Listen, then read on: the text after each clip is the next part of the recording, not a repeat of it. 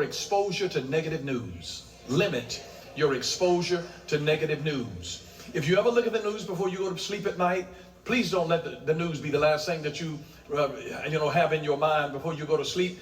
Pick your Bible up and read a verse to wash your mind of all of the negativity that the news brings into your day. Wash your mind with the water of the Word. Wash your mind with the water of the Word. So limit your exposure to negative news. Number 8, communicate with family and friends.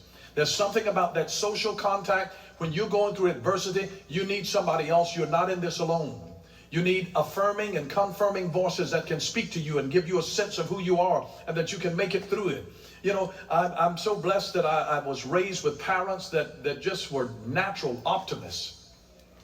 I mean, if something negative happened, they always pointed out the blessing. Well, we lost that, but at least we still got this. They always, but my mother and my father were just natural encouragers. They were natural encouragers. And I think they were so encouraging to the degree that it made me impervious to peer pressure. I didn't care what people thought about me. I was already assured. I didn't care.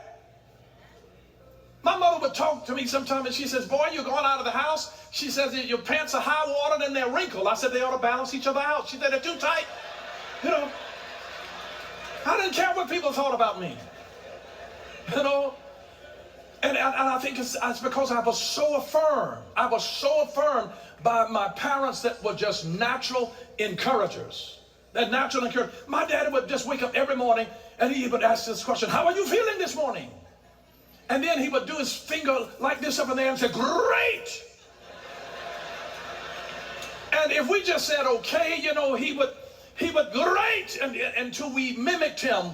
And we said, great. And we just trained ourselves. We trained ourselves to do that we declared that I'm great. I'm great. It's a great day.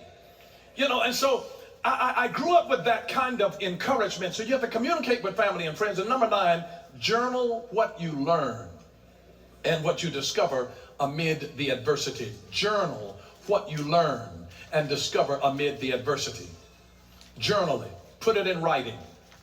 God always had people to write down the things that God did. Because what happens when you go and then you can't tell your own story? Your journal will tell it. Your journal will tell it, speak of the goodness of God. Journal what you learn, what you discover from that. If you fail to write the blessing, the other generations will lose the lesson.